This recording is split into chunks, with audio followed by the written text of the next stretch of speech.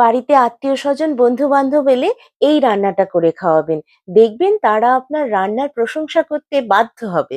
প্রথমেই চিকেনটাকে ম্যারিনেট করবার জন্য ফ্যাটানো টক দই, বেশ খানিকটা ক্রিম, আদা বাটা, রসুন বাটা, কাঁচা লঙ্কা বাটা, আপনি সবুজ কাঁচা লঙ্কা বাটাও দিতে পারেন। আর দেব সামান্য হলুদ গুঁড়ো, ধনে গুঁড়ো, কাসুরি মেথি আর নুন দিয়ে চিকেনটা ভালো করে মেখে ০.৫ ঘন্টা রেখে দেব।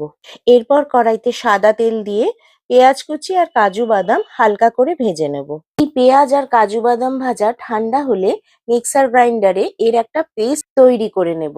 এরপর কড়াইতে আবারও সাদা তেল গরম করে তাতে গোটা গরম মশলা ফোড়ন দিয়ে পেঁয়াজ আর কাজু বাদামের পেস্টটা দিয়ে দেবো।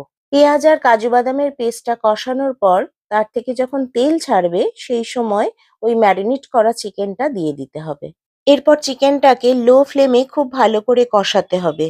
কাজু বাদাম বাটা আছে জন্য কিন্তু চিকেনটাকে লো ফ্লেমেই রান্না করতে হবে, না হলে কিন্তু কড়াইতে লেগে যেতে পারে। এরপর চিকেন ম্যারিনেট করার বাটি ধোয়া জলটা একটু দিয়ে দিলাম, খুব সামান্য সেটা। এরপর চিকেনটাকে কম আঁচে ঢেকে ঢেকে রান্না করতে হবে।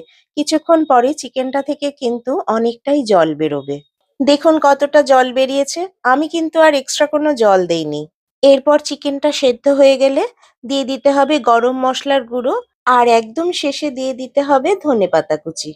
আর এই ধনেপাতা কুচি সব রান্নার সঙ্গে মিশিয়ে নিলেই রেডি রেশমি চিকেন মশলা।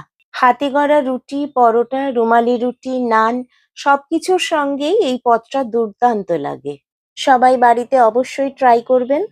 আর রেসিপি ভালো লাগলে জানাবেন কিন্তু।